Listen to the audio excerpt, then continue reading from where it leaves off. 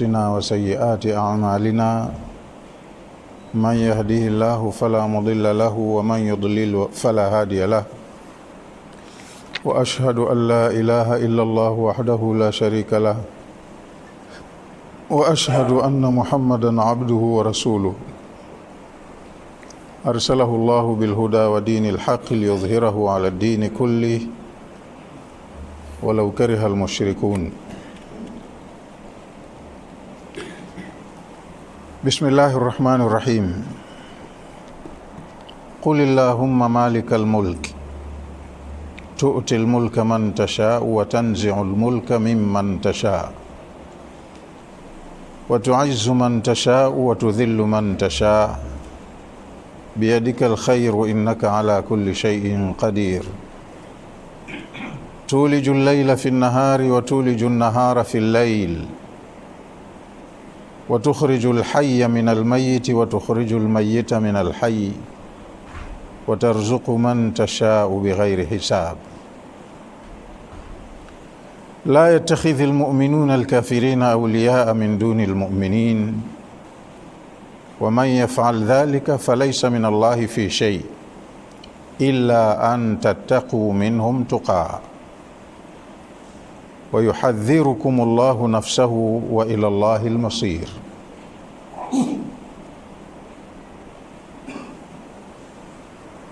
Leo tunaingia katika aya nambari 26, lakini kabla ya kusoma darasa hii kuna maneno ya faida kidogo kwenye darsa ya aya zilizopita huko nyuma, kama kwenye aya nambari 18.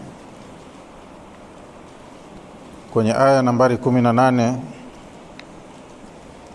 Allah anasema shahida Allahu annahu la ilaha illa hu wal malaikatu wa ulul ilmi qa'iman bil qist la ilaha illa huwa al azizul hakim. Allah mwenyewe anashuhudia kwamba hapana katika ulimwengu huu anayepasa kuabudiwa kwa haki ila yeye, na malaika na watu wenye elimu wanasimamia hilo kwa maneno na vitendo, yani wanashuhudia hapana anayestahiki kuabudiwa kwa haki ila Allah. La ilaha illa hu, hapana mola anayepasa kuabudiwa kwa haki ila yeye. Al-Azizul Hakim, mwenye nguvu, mwenye hikma. Sheikh anasema kuna faida kwenye hiyo aya. Tumewekewa na wanawachuoni waliotangulia. Mfano wa wanachuoni hao ni Bwana Qurtubi. Qala al-Qurtubi, amesema Qurtubi, fi hadhihi al-ayati dalilun ala fadli al-ilmi. Kwenye hii aya muna dalili inayoonyesha utukufu wa ilmu. Vyanzo vya kisheria na hukumu zake ni aya za Qur'ani, na kila sheria watu wanajua, watu wa ilmu, sheria hii imechukuliwa kwenye aya gani, hadithi gani, dalili yake ni ipi, wajhu tadlili ni ipi, inajulikana. Kwa hiyo kwenye aya hii muna dalili inayoonyesha ilmu ni kitu kitukufu sana. Fi hadhihi al-ayati dalilun ala fadli al-ilmi, kwenye aya hii mna dalili inayoonyesha fadhila ya elimu, wa sharafi ulama, na hadhi, heshima, utukufu wa wenye elimu. Elimu yenyewe na wale waliobeba elimu wana hadhi, wana sharaf. Fa innahu law kana ahadun, kwa sababu ingelikuwa kuna yoyote ashrafa min al-ulamai, aliye na sharafu zaidi kuliko wanawachuoni au kuliko wasomi, laqarranahumullahu bismihi, Allah angewaunganisha na jina lake. Kama kuna wengine watukufu zaidi kuliko wasomi, Allah angewaorodhesha, angewaunganisha hapo na jina lake, kwa sababu hapo kwenye hiyo aya pameambatishwa pamoja na Allah, wakawekwa malaika, wakawekwa na wenye elimu. Allah, malaika wake na wenye elimu katika viumbe wake. Sasa kama kuna wengine wenye hadhi hiyo, wangeorodheshwa hapo. Kwa hiyo wenye elimu, kwa sababu ya elimu zao, wameorodheshwa kwenye sequence muhimu sana. Kama ingelikuwa kuna mwingine mtukufu mwenye sharafu kuliko mwenye ilmu, Allah angemuorodhesha hapo. Wasmul, angeorodhesha Allah hao wengine watukufu kwenye jina lake, wasma malaikatihi, na jina la malaika wake, kama qarrana ismal ulamai, kama alivyoliorodhesha jina la wanawachuoni au wasomi. Wayakfi fi sharafi alilmi qawli nabii sallallahu alayhi wasallam, na inatosha kwetu sisi kujua sharafu ya ilmu kwenye kauli ya Mtume sallallahu alayhi wasallam aliyosema, waqur rabbi zidni ilma, au wayakfi fi sharafi alilmi, inatutosha sisi kujua sharafu ya ilmu qauluhu linabiyihi, kauli ya Allah aliyomwambia mtume wake sallallahu alayhi wasallam, kwamba Allah kamwambia mtume wake, waqur rabbi zidni ilma. Huwa unasema, omba kwa kusema, e Mola wangu nizidishie elimu. Kila siku uombe elimu yako izidi, iongezeke. Kwa hiyo mpaka Allah kumwagiza mtume wake, na hii pia inaonyesha ni dalili kwamba ilmu ni kitu kitukufu na muhimu sana. Hiyo waqur rabbi zidni ilma ni aya iko kwenye sura ya 20 na ni aya nambari 114.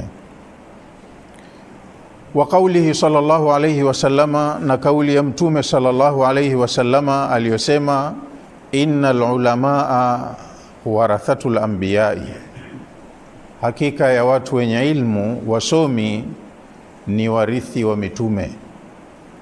Na aya ziko nyingi zinazoashiria hivyo, kama Allah anavyosema, innama yakhsha Allaha min ibadihi alulamau, hakika ya wanaomuogopa Allah katika waja wake ni wale ambao wana elimu.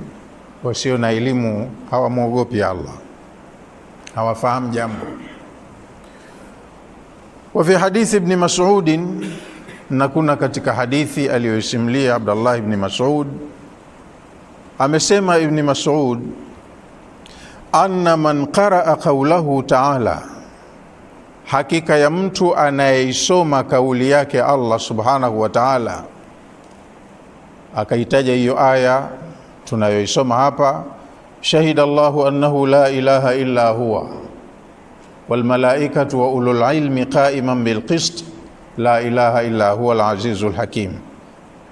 Ibn Mas'ud anasema anayeisoma aya hii mpaka mwisho wake, fa innahu yujau bihi yawma alqiyamati, aya hii itakuja naye siku ya kiyama, fayaqulu Allahu ta'ala, aya hii ikija na huyo mtu aliyeisoma siku ya kiyama, Allah mtukufu atasema, abdi ahida ilayya ahdan, mja wangu huyu aliahidi kwangu ahadi, wa ana ahaqu man waffa, na mimi ninastahiki kutimiza, kutekeleza ahadi baina yangu na mja wangu.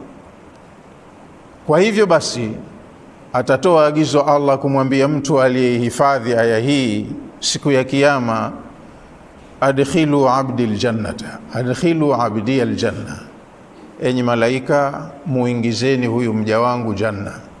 Maana huyu tangu duniani kashuhudia ni mimi peke yangu ndo ninastahiki ibada.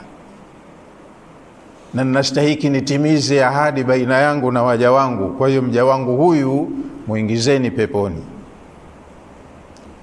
Na maana ya kuihifadhi aya ni kuishi katika maisha yako, unaitendea kazi maagizo yake. Kwa hiyo anayetendea kazi aya, ndio tumeambiwa Qur'ani itakuwa ni muombezi wa walioisoma na wakaifanyia kazi siku ya Kiyama. Moja wapo ni hiyo. Alafu kuna dondoo ametuwekea shekhe, pia inachangia kwenye maana ya kwamba elimu ni kitu kitukufu sana. Dondoo hii imewekwa hapa, anasema shekhe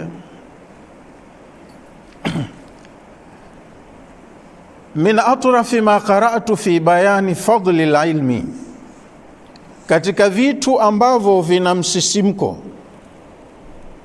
vinashtua akili ya mtu akiviona katika nilivyosoma kwenye kusoma kwangu, vitu nilivyosoma vinavyoshtua kidogo akili katika nilivyosoma fi bayani fadli alilmi, vinavyobainisha utukufu wa elimu.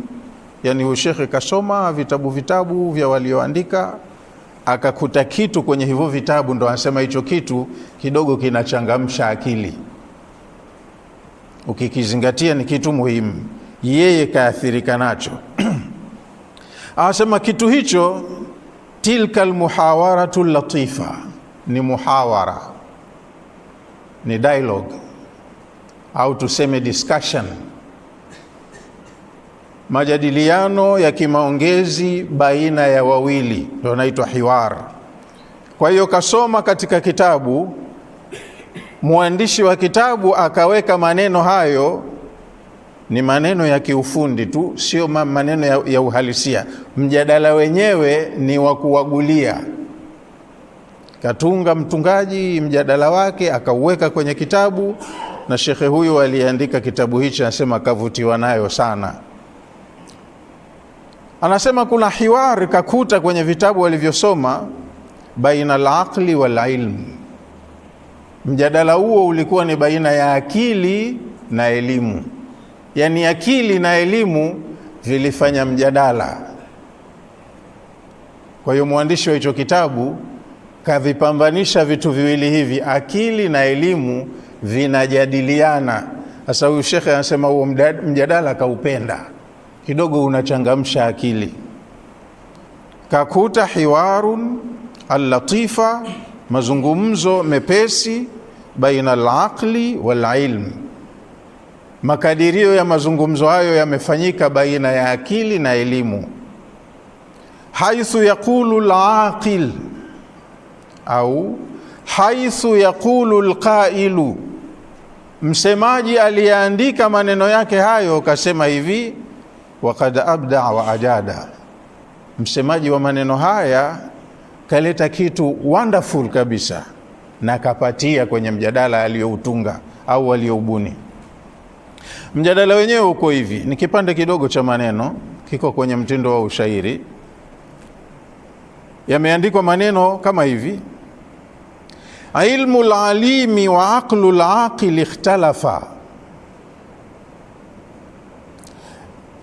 man dha alladhi minhuma qad ahraza sharafa, fal-ilmu qala ana ahraztu ghayatahu, wal-aqlu qala ana ar-rahmanu bi urifa. فأفصح العلم إفصاحا وقال له بأين الله في فرقانه اتصفا، بأين الله في فرقانه اتصفا، فبان للعقل أن العلم سيده، فقبل العقل رأس العلم وانصرفا. Ubeti uko kama hivyo. Tafsiri yake na shekhi kilichomvutia hapa kwenye mjadala huu wa kubuni, anasema ilmu al-alimi, elimu ya msomi, elimu ya mwenye elimu, wa aqlu al-aqili, na akili ya mwenye akili. elimu ya mwenye elimu na akili ya mwenye akili ikhtalafa, vilikhtilafiana, yani vilizozana kwenye mazungumzo, kila kimoja kikatoa kauli yake, hazilingani kauli zao. Yani kwenye mijadala kila mmoja huvutia upande wake, anataka a win point. Kwa hiyo elimu na akili, kila kimoja kilikuwa kinajiona yeye ni muhimu zaidi, bora zaidi, ndo ikhtilafu yenyewe. Kwa hiyo ilmu lalimi wa aqlu laqili ikhtalafa, elimu ya msomi na akili ya mtu mwerevu mwenye akili vilikhtilafiana.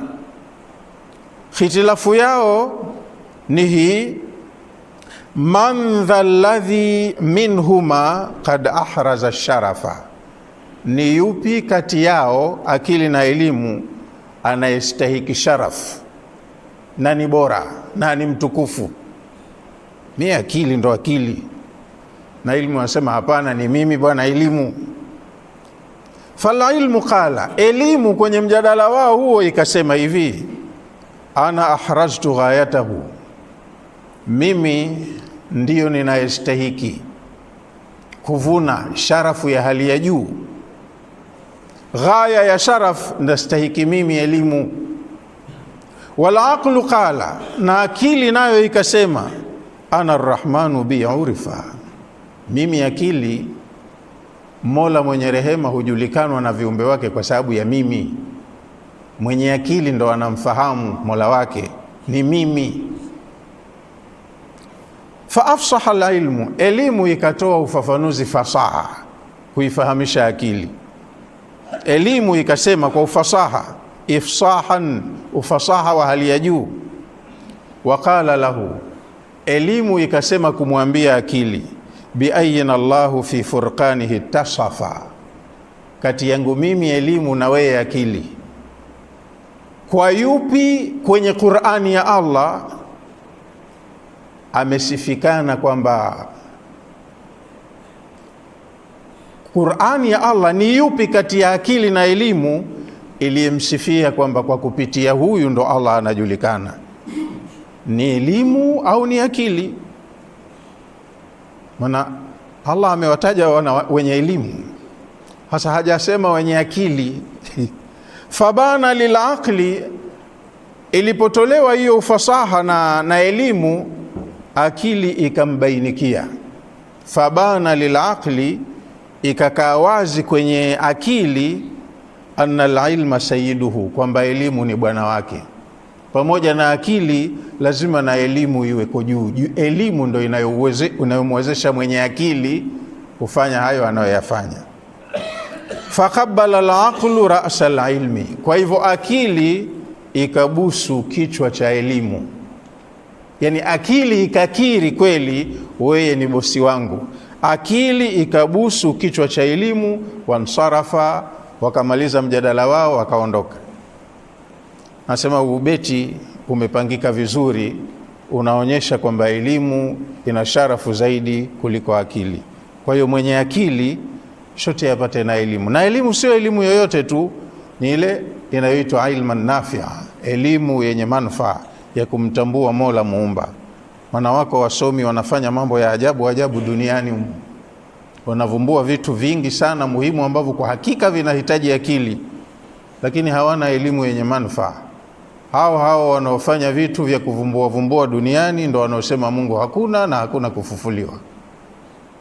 Akili zao zimewafikisha hapo, lakini akili za kufahamu mazingira yao na dunia yao wanazo, ila wamekosa maarifatullah, wamekosa kumjua Allah Mola wao aliyewaumba. Kwa hiyo aya ni maneno yaliyofungia tafsiri ya zile aya tulizomalizia jana. Leo tunaingia kwenye aya nambari 26. Qul illahumma malikal mulk, sema ewe mtume. Allah anamuamrisha mtume wake, qul, sema, Allahumma malikal mulk, ewe Mola mmiliki wa falme zote. Yani wewe ndo mkuu wa wafalme, wewe ndo mfalme wa wafalme. tu'til mulka man tashau, hapa ulimwenguni wewe Allah unampa ufalme unayetaka kumpa. Wa tanzi'ul mulka mimman tashau, na unampokonya ufalme unayetaka kumpokonya. Unauchukua, unaunyang'anya ufalme kutoka kwa unayetaka kumnyang'anya ufalme. Unayetaka kumpa unampa ufalme, na unayetaka kumnyang'anya unamnyang'anya ufalme. Wa tu'izzu man tasha, unampa nguvu unayemtaka anakuwa na izza. Wa tudhillu man tasha, na unampa idhlali, yani unamnyang'anya nguvu unayetaka kumnyang'anya. Biyadika alkhairu, khairi zote au khairi kwa ujumla wake unayo wewe kwenye dhamana yako. Innaka ala kulli shay'in qadirun, hakika wewe Allah unaweza kila kitu. Tulijul layla fi nahari, unauingiza usiku ndani ya mchana. Wa tulijun nahara fi layl, na unauingiza mchana ndani ya usiku. Wa tukhrijul hayya min almayiti, wewe Allah unakitoa kilicho hai kutokana na kilichokufa. Wa tukhrijul mayyita min alhayy, na unakitoa kilichokufa kutoka kwenye kilicho hai. Wa tarzuqu man tashau bighairi hisab, na unamruzuku umtakaye pasi na hata huyo mwenye kuruzukiwa kutegemea. Anaweza mtu kupata atakachopata hakikuwemo katika hisabu zake, hakutegemea kuwa atafika hapo au atapata hicho. Allah huwa anatoa mwenyewe akawapa waja wake atakavyo yeye. La yatakhidhi almu'minuna alkafirina awliyaa, waumini wasiwafanye vipenzi makafiri. Min duni almu'minin, wakawaacha waumini wenzao. Waumini wasikubali kuongozwa na makafiri wakati waumini wenzao wapo. Wakawaacha waumini wenzao, wakapeleka wala mapenzi yanayoambatana na taa kwa makafiri. Waumini wanaambiwa wasifanye hivyo. Waman yaf'al dhalika, na atakayefanya hivyo kati yenu nyinyi waumini, falaysa min Allahi fi shay, ajue kwa Allah hana kitu. Kafiri ndo anamshabikia, anampenda, kamkunjulia moyo wake wote, anachukua maagizo, mipango, ushauri kutoka kwa kafiri, anawakandamiza waumini wenzake. Waman yaf'al dhalika, atakayefanya hivyo, falaysa min Allahi fi shay, kutoka kwa Allah hana kitu. Yani atakayoyaona yeye ni mema kafanya, yanakuwa yanaondoka thamani yake. Illa, isipokuwa an tattaqu minhum tuqaa, labda kwenye mazingira ya tahadhari, kuna jambo mnalichelea kutoka kwao, wana nguvu, madhara ya kutokuwaonyesha mapenzi yatakuwa makubwa, basi kwa sababu ya tahadhari ndo mnaweza mkafanya hivyo.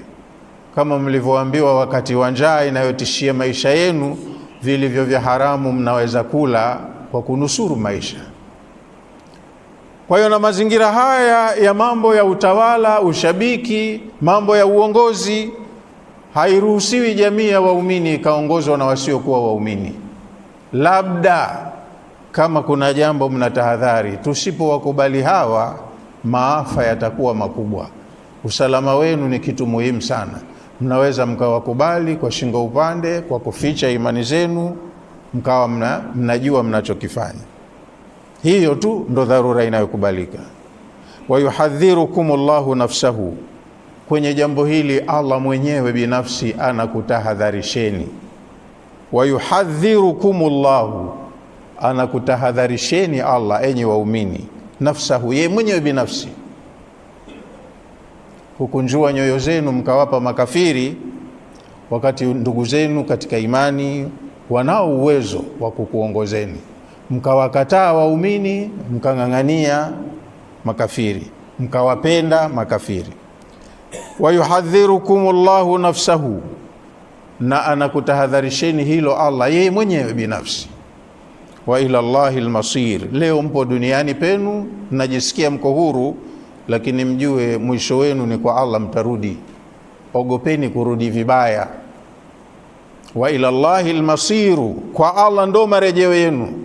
Ogopeni kurudi kwake vibaya. Vitu kama hivi angalieni sana. Tuma asema mwenyewe anakutahadharisheni mapema, msije mkafanya uzembe kama huo.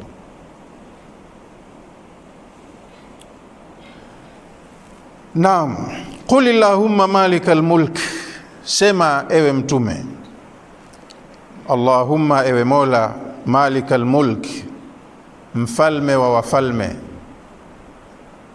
mwenye kumiliki falme zote. Tu'til mulka man tasha'u, wewe unampa ufalme unayemtaka. Wa tanzi'ul mulka mimman tasha', na unaupokonya ufalme kutoka kwa aliyenao unayetaka kumpokonya. Wa tu'izzu man tasha'u, unampa izza, nguvu ya kiutawala unayetaka. Wa tudhillu man tasha'u, na unamuondoshea, humpi nguvu ya utawala unayemtaka. Biyadika alkhairu, khairi yote iko kwenye mkono wako Allah. Innaka ala kulli shay'in qadir, hakika wewe juu ya kila kitu ni muweza. Yaqulu alulama, wanasema wanawachuoni, sababu nuzuli hadhihi alaya, sababu ya kuteremshwa aya hii. Lamma iftataha Rasulullah sallallahu alayhi wasallam Makkah, mtume wa Allah sallallahu alayhi wasallam alipoiteka ile Maka. Ulipofunguliwa mji wa Maka, ukaondoka uongozi wake kwenye mikono ya washirikina, mtume akawa ndo aliyeutawala.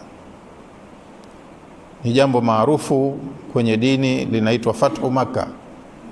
Kwa hiyo baada ya Fathu Makkah, mtume alisimama pale akahutubia, wakati mji wa Makkah uko chini yake. Sasa ushauteka, unaongozwa Kiislamu chini ya uongozi wa mtume. Baada ya kuiteka Makkah, mtume sallallahu alayhi wasallama waada ummatahu mulka farisin warum, waada ummatahu mulka farisa warumi, aliwaahidi umati wake kwamba hayaishii hapa haya mambo, sisi tutaangusha ufalme wa Fursi na tutaangusha ufalme wa Rome, utakuwa uko chini yetu. Kwa wale wasiofahamu, wakati huu wa maisha ya kidawa ya mtume sallallahu alayhi wasallama, dunia ilikuwa inamilikiwa na kambi mbili. Yani kulikuwa na dola mbili kubwa duniani, super powers. Kama kwa miaka ya hivi karibuni kwenye karne ya 18, 19, dunia ilikuwa imeshikiliwa na kambi mbili, kambi ya NATO na kambi ya Warsaw. Kambi ya NATO ilikuwa inaongozwa na United States of America, na kambi ya Warsaw ilikuwa inaongozwa na United of Soviet Socialist Republic. Kulikuwa huku kuna USA na huku kuna USSR, kwa wale wanaofahamu miaka ya karibuni hivi. Hiyo USSR sasa hivi imeangushwa, imezidiwa kwenye vita baridi na Marekani au na NATO. Sasa hivi imebakia Russia kama Russia, lakini kulikuwa kuna United of Soviet Socialist Republics, ni umoja au muungano wa nchi za Kisovieti, na ilikuwa inashamil dola nyingi, serikali nyingi duniani.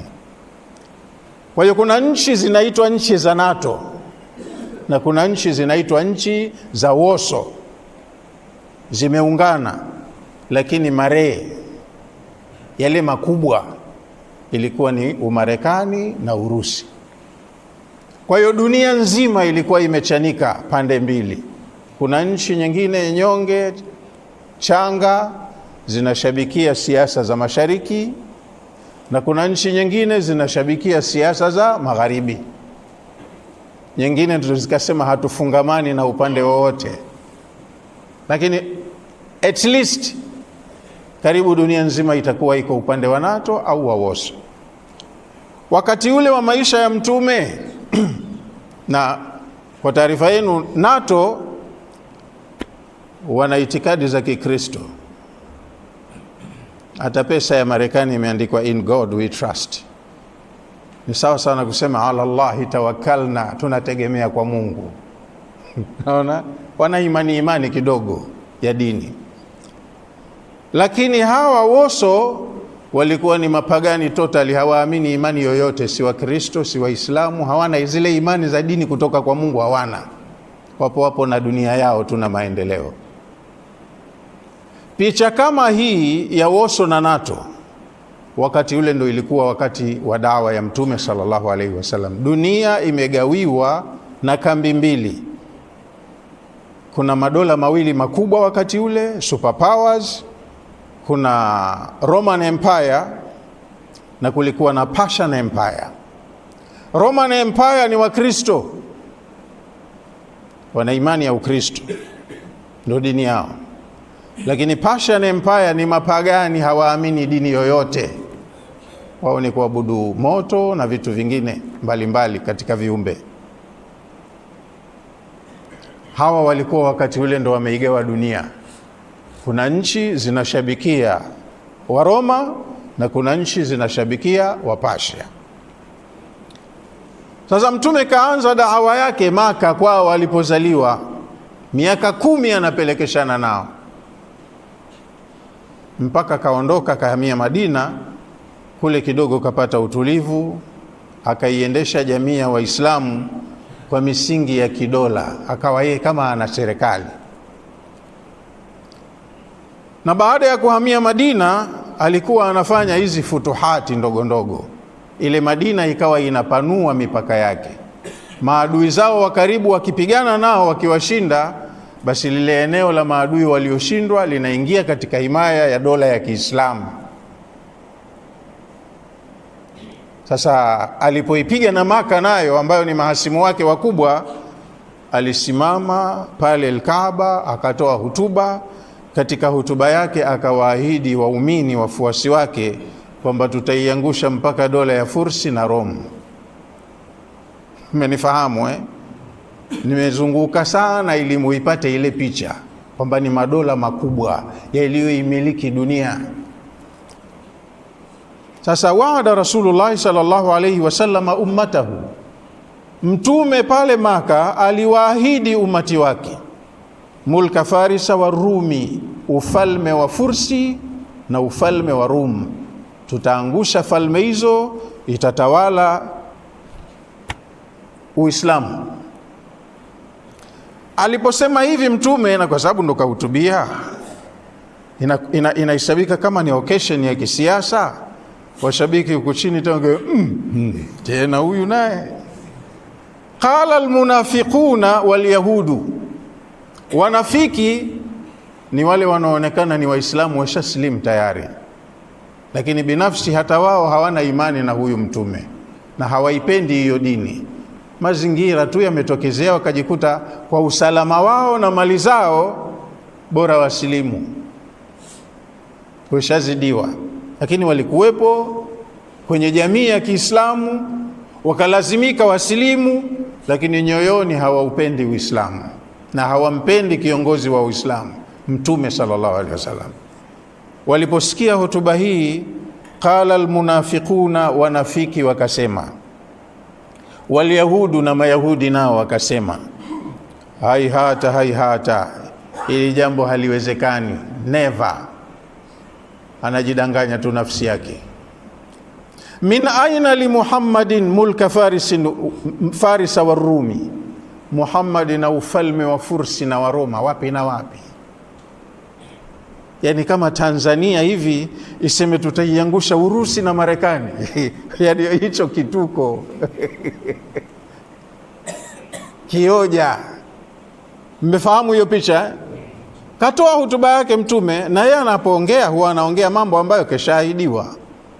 Hii Fursi dola kubwa, ina nguvu ya kiuchumi, ya kijeshi na kila kitu, lakini hii itaanguka na Uislamu utatawala huko. Na Rome nayo ni dola kubwa, lakini itaanguka Rome na Uislamu utatawala. Watu wakaanza kuguna, wapi tena bwana? Min aina li Muhammadin, wapi na wapi kwa Muhammad? Mulka Farisa wa Ruma, ufalme wa Fursi na Rom. Hum a'azzu wa amna'u min dhalik, hawa watu wana power, wana nguvu, halafu defense yao ni ngumu, yani wana majeshi makubwa katika dunia hii. Muhammad vijeshi vyake hivi vya askari hivi akaiangusha Roma na Fursi. Anazungumza suala ambalo haliwezekani. Alam yakfihi makkata wal madina, hii Maka yake alokusha kuipata na Madina haimtoshi, si ajiimarishe tena hapa atulie? Hata tamia fi mulki Farisi wa Rum, mpaka atumai awe na tamaa ya kuangusha Fursi na Rom. Wapi na wapi? Ataweza wapi? Fa anzalallahu, ndo Allah akamteremshia pale aya hizi. Qul, sema ewe mtume, Allahumma, ewe Mola, malikal mulki, mmiliki wa falme zote, au mmiliki wa ufalme. Ufalme haswa uko kwako, wewe ndo mfalme mkuu. Tu'til mulka man tashau, unampa ufalme unayetaka kumpa ufalme.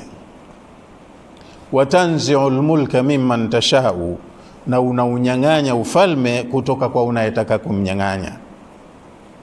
Yani maana yake, qul ya Muhammadun, sema ewe Muhammad, ya Allah, ewe Allah, ya malika kulli shay, ewe uliyemiliki kila kitu. Tu'til mulka man tashau wa tanzi'ul mulka mimman tashau, ufalme wewe unampa unayetaka kumpa, na pia ufalme unaupokonya kwa unayetaka kumpokonya. Usema huyu tena basi imetosha, unamnyang'anya. Firauni kafanya juhudi za kila aina na vituko vingi katika dunia hii, mpaka kuchinja watoto wanaozaliwa, yote analinda ufalme wake tu. Lakini siku zilipofika kaondoka kizembe kweli kweli. Haikutegemewa kwa mtu kama yeye anayejiita Mungu kufa vile. Kwa hiyo Allah anaweza kufanya lolote wakati wowote anapotaka. Hii ndo mfalme wa wafalme. Kwa hiyo akaambiwa Mtume, watu wanakukebehi, wanabeza maneno yako, hebu sema hivi, ongea na Mola wako maneno haya, na yanakuwa ni aya muongozo ndani ya kitabu. Wenye imani wanafahamu siri za aya, wanafahamu kipi kimekusudiwa Allah akisema au akiteremsha maneno yake kwenye aya. Qul, sema. Kwa hiyo Mtume kasema na wafuasi wake wameyasema haya maneno, na sisi ndo tunayasema haya maneno mpaka leo yapo. Qul ya Allahu, sema ewe Allah, ya malika kulli shay, ewe mmiliki wa kila kitu. Tu'til mulka man tashau wa tanzi'ul mulka mimman tashau, ufalme unampa unayetaka wewe kumpa, na unampokonya unayetaka kumpokonya ufalme. Antal mutasarrifu fil akwan, wewe Allah ndiye unayefanya tasarrufu ya kiuongozi, ya kimamlaka kwenye ulimwengu, mbinguni na ardhini. Unafanya unalotaka. Tahabul mulka liman tashau, ufalme unamtunukia unayetaka kumtunukia. Watakhla'ul mulka, na unauondosha au unauvua ufalme, mimman tashau, kutoka kwa unayetaka kumnyang'anya au kumvua ufalme. Watu'izzu man tashau, na wewe Allah unamnyanyua, unampa nguvu unayemtaka. Watudhillu man tashau, na unamuondolea nguvu unayetaka kumuondolea. Tu'til izzata liman tashau, unampa izza, na izza ndio hiyo authority and power, mamlaka. Unampa izza unayetaka wewe Allah. Wadhillata, na pia unampa dhilla, ni kukosa hiyo power, ukawa mtu haye hoye, unayepelekeshwa, unayeburuzwa. Allah unampa dhilla liman tashau, unayetaka kumpa dhilla, anakuwa ni dhalili. Biyadika alkhairu, khairi yote unayoweye. Biyadika alkhairu, khairi unayoweye mikononi mwako. innaka ala kulli shay'in qadir, hakika wewe Allah juu ya kila kitu ni muweza, lolote unaweza. Kwa hiyo hebu sema maneno haya na wafuasi wako wayakariri, wayaseme maneno haya. Yani biyadika wahdaka, mikononi mwako wewe Allah peke yako, khazaina kulli khairin, ndimo mulimumiliki khazina za kila khairi. Wa anta ala kulli shay'in qadirun, na wewe Allah kila kitu unaweza. Tuliju llaila fi nahari, ilaj ni kuingiza kitu mahala, kitu kimoja kinaingizwa ndani ya kitu kingine. Kwa hiyo Allah kama ni wakati tu, na kama ni dunia au ardhi yetu hii iko kwenye open space, iko angani tu. Lakini kwa nini mara tunaona usiku mara mchana, mara usiku mara mchana kwenye kitu ambapo kiko tu angani? Yuko anayefanya hivyo. Kwa hiyo akaambiwa sema tulijul laila fi nahari, we Allah unauingiza usiku ndani ya mchana. Tulikuwa na usiku jana tumelala, ule usiku wetu uliopita umeingizwa ndani ya mchana huu. Sasa hivi kweupe kila pahala, usiku upo lakini umeingizwa ndani ya mchana sasa hivi. Alafu sasa hivi mchana tunao, mchana huu utakwenda kuingizwa ndani ya usiku. Mnafahamu hiyo picha? Mchana upo lakini utachukuliwa ufichwe, uingizwe ndani ya usiku, pawe kiza. Na usiku nao utakaa kwa muda, alafu utachukuliwa uingizwe ndani ya mchana, ufichike, udhihiri mchana. Allah ndo anafanya hayo. Tuliju llaila fi nahari, unauingiza usiku ndani ya mchana. Wa tuliju nahara fi llaili, na unauingiza mchana ndani ya usiku. Tudkhilu llaila, unauingiza usiku fi nahari, ndani ya mchana. Kama tudkhilu nahara fi llaili, kama unavyouingiza mchana ndani ya usiku. Usiku unauingiza ndani ya mchana na mchana unauingiza ndani ya usiku. Mambo yanaenda hivyo. Kwa hiyo na mambo ya utawala, mambo ya riziki, afya, leo mzima na kiburi chako, kesho unakuja kupata gonjwa, miezi mitatu, miaka miwili uko kitandani hospitali unauguzwa. Kwa hiyo wewe uliye mzima usifanye kiburi na hiyo afya ulionayo. Anything can happen at any time. Lolote linaweza likakutokezea wakati wowote. Leo mzima, kesho ukawa mgonjwa. Leo una pesa ukaambiwa umefilisika, ukaonja maisha ya umaskini au ufakiri. Allah anafanya vyote hivyo.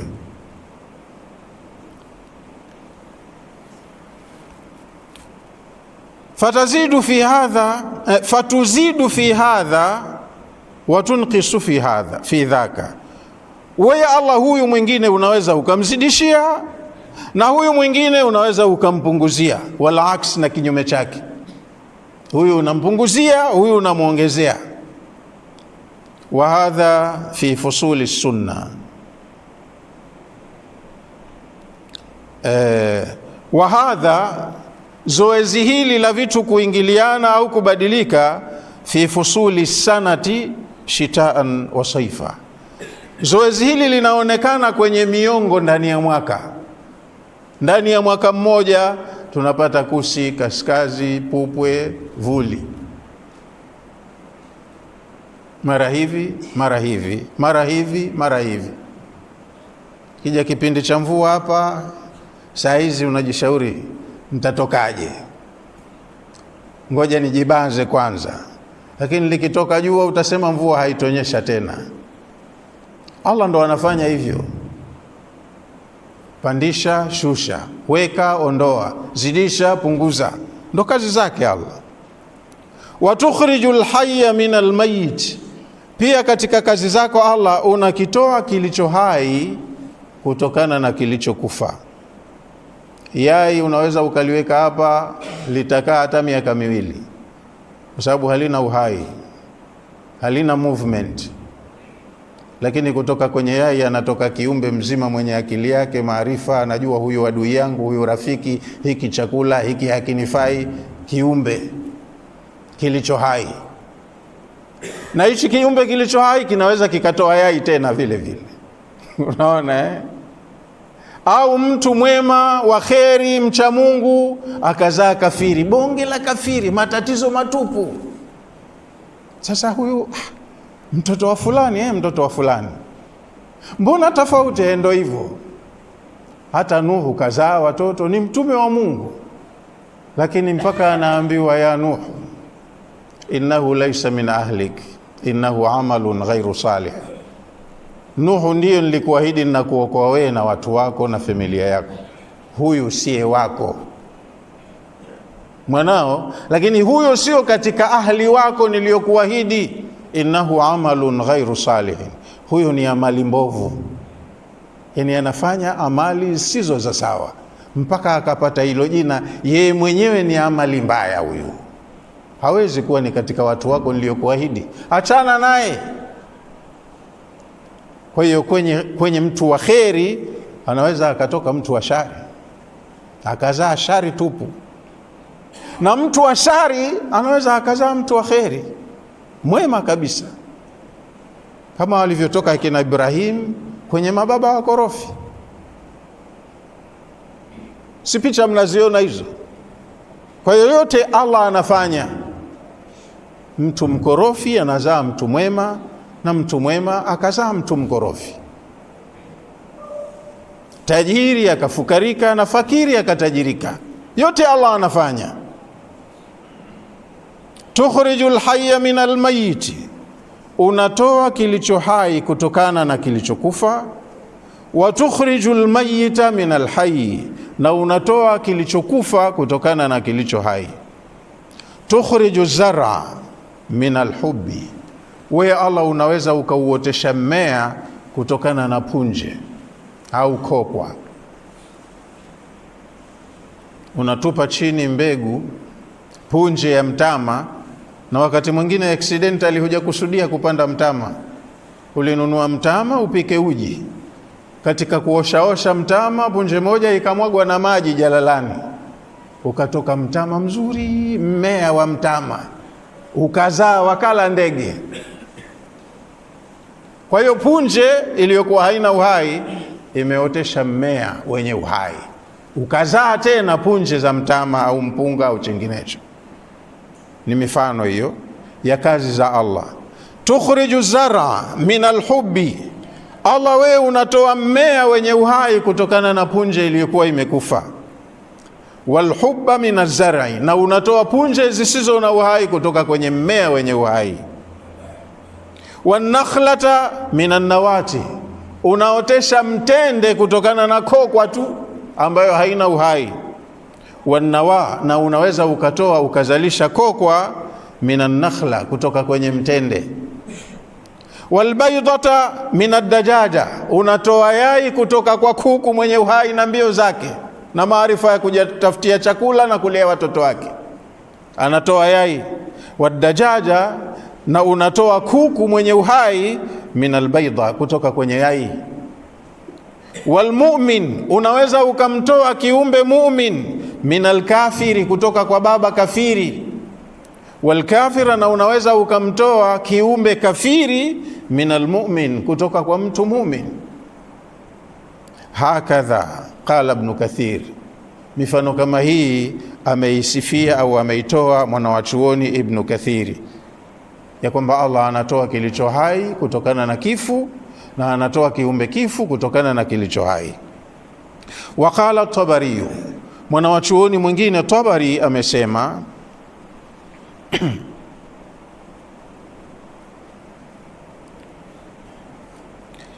wa aula ta'wilati, ta'wili nzuri na bora zaidi kwenye hii aya, bisawabi, ambayo tuchukulie hiyo ndio itakuwa ni sahihi zaidi iliyosibu. Ta'wilu man qala, ni ta'wili ya mtu anayesema yukhrijul insana alhayya, Allah anamtoa binadamu aliye hai, wal an'ama wal bahaim, Na Allah anawatoa akawaleta hapa duniani wanyama wanaoitwa an'am, wale tunaowafuga, walbahaim, na wanyama wengine tusiowafuga.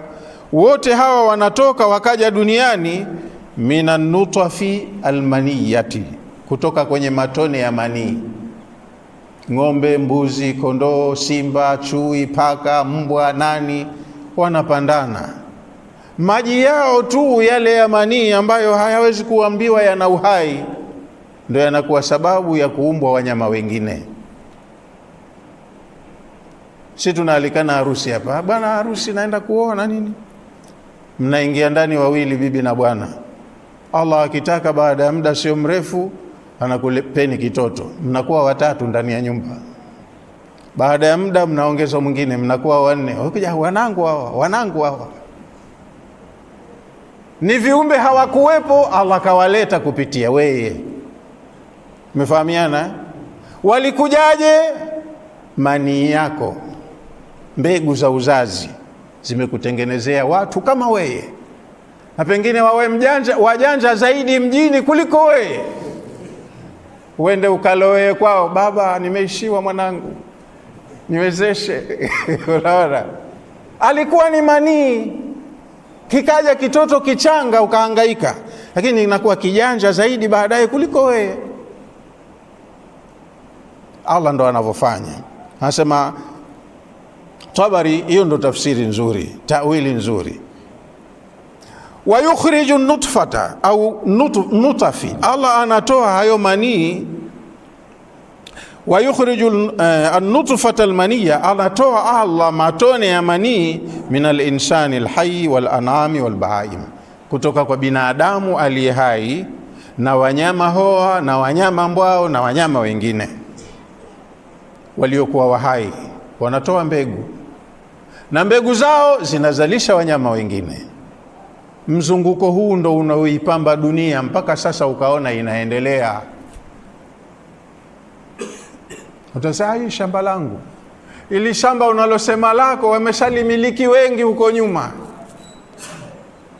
wakasema lao wameondoka, mpaka nawe sasa wanasema hii shamba langu. Ulilipataje? Alinunua kwa fulani.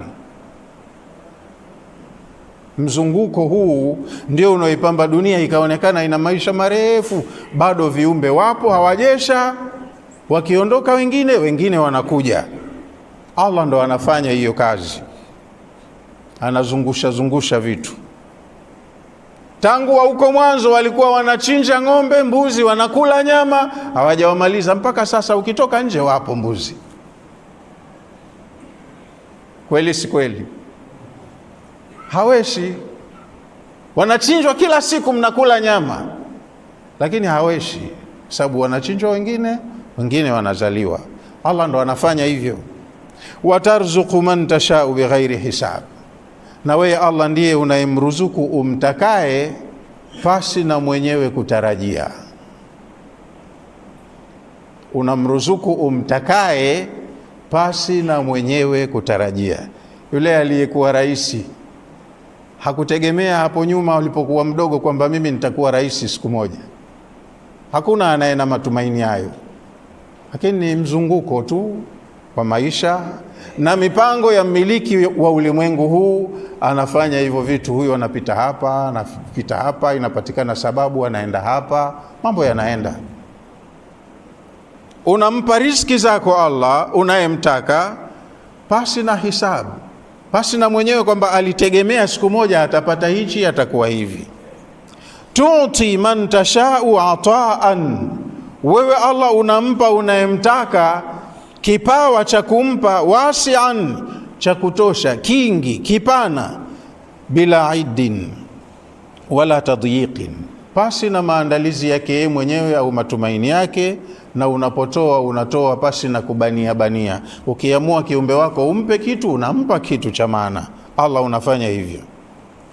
Thumma naha taala, halafu akakataza Allah mtukufu baada ya aya hizo za masala ya izza. Naha taala, amekataza Allah mtukufu, an ittikhadhi alkafirina ansaran wa ahbaban, waumini wasiwafanye makafiri kuwa ndio watetezi wao, watu wa kuwapa ushindi au nusra na kuwapa mapenzi yao ya moyoni. Waumini kama waumini wasitegemee kwa makafiri chochote, wajitegemee wenyewe. Faqala, Allah akasema, la yattakhidhi almu'minuna alkafirina awliya, hapana waumini kufanya makafiri ni vipenzi vyao. Ni marufuku waumini kuwafanya makafiri vipenzi vyao, wakawapa wala, mapenzi ya nyoyoni yanayoambatana na taa, utiifu. Akupangie yeye jambo kafiri na wakati hana imani ulionayo wewe, atakalokupangia yeye litakuwa halina tija. Hata kupendelea wewe kwenye imani yako, hatajipendelea yeye na wenzake kwenye mambo yao ya dunia yao. Kwa hiyo nyinyi msiwategemee hawa. Min dunil mu'minin, msifanye hivyo mkawaacha waumini wenzenu. Endeshaneni kiimani, viongozi wenu wawe waumini kama nyinyi.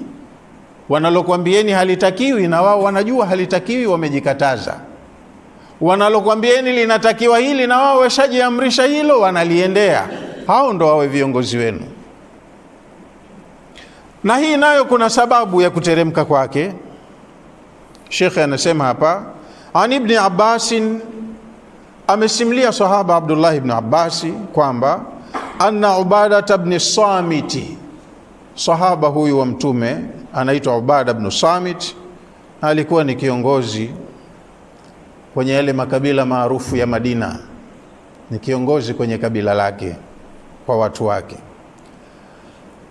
Wakana badriyan taqiyan, na huyu bwana hakuwa mnafiki, alishiriki vita vya kwanza vya Badri na ni mtu mwema mcha Mungu kabisa, Ubadah ibn Samit. Kwa hiyo hapa hasemwi kwa ubaya, tunazungumza sababu ya kushuka aya ikakataza waumini, hasa hao wenye imani hasa, wamekatazwa wasifanye kosa hili. Kwa hiyo Ubadah ibn Samit ni sahaba maarufu mcha Mungu, kashiriki vita vya Badri, ni mlinzi wa mtume sallallahu alayhi wasallam. Kana lahu halafu ma'al yahudi, huyu bwana alikuwa ana kiapo na Mayahudi. Tukizungumza halaf, kiapo, ni kwamba kulikuwa ni utamaduni wa siku zile za zamani. Mtu akitaka salama, amani, huwa anajiunganisha na watu fulani. Kwa mfano sisi ni watu, kabila letu dogo lina watu wachache, na mazingira ya wakati ule yalikuwa ni ya vurugu na fujo. Mnaweza mkavamiwa wakati wote na wezi, wakaingia kwenye jimbo lenu, kwenye mtaa wenu, wakapiga watu, wakachukua mali, mifugo, wakaondoka nayo. Sasa watu walikuwa wana utamaduni kujitengenezea kinga, kwamba sisi tukaombe hifadhi, himaya na watu fulani, tujiunge nao, tufanye makubaliano, likitokezea lolote lile la kheri la shari tuwe pamoja, tukipigwa tushirikiane kujilinda. Hiyo ndo kiapo chenyewe. Kwa hiyo Ubadah ibn Samit alikuwa ana mikataba hiyo na Mayahudi fulani pale Madina. Walikuwa Mayahudi wana kabila zao nyingi, Banu Nadhiri, Banu Quraidha, Banu Qainuqa na wengine Mayahudi wenye watu wachache wachache. Kwa hiyo Ubadah alikuwa ana makubaliano kama hayo na Mayahudi fulani pale Madina. Falamma kharaja an-nabiy sallallahu alayhi wasallam yawm al-ahzab, mtume alipotoka kivita siku ya vita vya Khandaki, ilikuwa ni vita ngumu. Makureshi kule Maka wameshafanya jeshi la pamoja, muungano wa majeshi na makabila yenye watu wengi ambao ni maadui wa mtume, wakatengeneza jeshi kubwa la watu wengi waje waivamie Madina. Kwenye jeshi hilo hata na hawa Mayahudi baadhi yao humu ndani ya Madina kwa siri kabisa walishashiriki. Ubadah yeye ana yale kwamba hawa ni marafiki zangu, tuna mikataba ya kusaidiana, kwa hiyo kwenye hili tunavamiwa Madina na Madina yetu sote. Akaenda akazungumza nao hawa waitifaki wake wa Kiyahudi, akawaingiza kwenye jeshi la mtume sallallahu alaihi wasallama. Yeye mwenyewe kaona ndo anafanya jambo la kheri. Hawa watu wanao wapiganaji wazuri, hawajasilimu, lakini hawatotusaliti kwa sababu tuna makubaliano nao na Madina ni yetu sote. Kwa hiyo hawa nitawashawishi waungane na jeshi letu, tuende tukapambane na jeshi la wavamizi. Kwa hiyo Mtume alipoandaa jeshi lake kwa ajili ya vita hivyo, vinaitwa Ghazwatul Ahzabi au Ghazwatul Khandaqi, qala lahu Ubadatun. Ubada alikwenda kwa Mtume, hakufanya mwenyewe kisirisiri, kaenda kwa Mtume kumwambia, ya Nabii Allah, ewe Mtume wa Allah, inna ma'i 500 min al-yahudi, mimi ninao askari 500 wa Kiyahudi, wanaweza wakakaa upande wetu. Wa qad raaitu, na mimi kwa rai yangu nimeona, an yakhruju ma'i, nifuatane nao, niambatane nao, watoke pamoja na mimi. Watu 500 naweza nikawapata wapiganaji wazuri tu wa Kiyahudi. Nataka hawa watu wafuatane na mimi au nifuatane nao kwenye vita hivi, fa astadhhiru bihim ala aladui, tuonyeshe wingi wetu mbele ya adui. Kwa hiyo kaenda kuzungumza nao, wakamkubalia, na walikuwa hawa ni watu tofauti na wale Waislamu. Mayahudi wana maendeleo kidogo, silaha zao bora, mavazi yao wanapoenda vitani, uniform zao za aina ya pekee. Kwa hiyo hata Mtume alipowaona kashangaa, hawa ni nani tena? Ubada ndo akamwambia, hawa ni ndugu zangu, waitifaki wangu, watu 500 hawa watasaidia. Na jeshi la Mtume lilikuwa la watu 3000 tu, watu 1000, na 1000 hao Abdullah ibn Ubay ibn Saluli kawatoa 300, akabaki 700. Kwa hiyo kweli hawa kama ingelikuwa wana msaada wangeongeza kidogo nguvu. Jeshi la adui lilikuwa lina watu wengi, ni muungano wa makabila yenye watu wengi wa Kiarabu. Kwa hiyo Ubada aliona kwa rai yake asaidie upande wa Uislamu kwa kuwachukua hawa Mayahudi na wapiganaji wake hao, na alimtaarifu Mtume. Fa anzalallahu, Allah akateremsha msaada huo sitaki. Mmefahamiana msaada huo sitaki. Yani maadui zenu hawa mngekuwa mnajua yaliyomo ndani ya nyoyo zao, hapo ndo wanaona washapata fursa, wamekuja wenyewe. Hapa ngoja, ni fursa adhimu. Nyie mnawaangalia kwa kheri, kwa sababu kila kitu mnakitizama vyema tu. Wao wanatumia hizi fursa, watawaadhibu. Kwa hiyo Allah akaukataa msaada huo. Watu ambao hawajasilimu na hili jambo lenu la kiimani, la kidini, na wao ni mahasimu na hii imani yenu, hawakubaliani na nyinyi, mtawawekaje umbele kiasi kama hichi? Allah akashusha hii aya, la yatakhidhil mu'minuna alkafirina awliya, waumini wasiwafanye awliya makafiri, wakawapa mapenzi yao ya nyoyoni, wakawatazamia kheri kwenye jambo kama hili. Min dunil mu'minin, wakaachana na waumini wenzao. Kutokana na muda, naona hii bora tuibakishe, tutakuja kuisoma kwa ufasaha zaidi siku yake peke yake. Leo tutasoma hizo aya 2. Qulillahumma malikal mulki, sema ewe Mtume, ewe Mola mmiliki wa falme zote, tu'til mulka man tashau, wewe unampa ufalme unayetaka kumpa, wa tanzi'ul mulka mimman tashau, na unamnyang'anya ufalme, unaunyang'anya ufalme kutoka kwa unayetaka kumnyang'anya. Wa tu'izzu man tashau, unampa nguvu unayemtaka, wa tudhillu man tashau, na unamuondolea nguvu unayemtaka. Biyadika alkhairu, khairi yote kwa ujumla umeimiliki wewe mkononi mwako. Innaka ala kulli shay'in qadir, hakika wewe Allah kila kitu unaweza. Kwa hiyo hata kuangusha dola kubwa hizo unaweza, kila kitu wewe unaweza. Tulijul laila fi nahari, unauingiza usiku ndani ya mchana, yani mchana kweupe, kila kitu kinaonekana, mara panabadilika, usiku unaingizwa ndani ya mchana.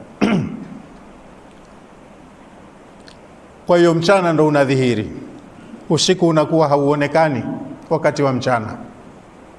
Watuliju nahara fil layli, na mchana nao mweupe unaofinyangwa unaingizwa ndani ya kiza cha usiku. Kwa hiyo mchana unafichika, unadhihiri usiku. Watukhriju alhayya min almayyit, Allah unakitoa kilicho hai kutokana na kilichokufa. Watukhriju almayyita min alhayy, na unakitoa kilichokufa kutokana na kilicho hai. Watarzuqu man tashau bighairi hisab, na wewe Allah unamruzuku umtakaye pasi na kutarajia. Kwa leo inshallah tufikie hapo, tutakuja kuendelea na aya ya 28 kwenye darasa ijayo inshallah. Wallahu a'lamu. Wassalamu alaykum wa rahmatullahi wa barakatuh.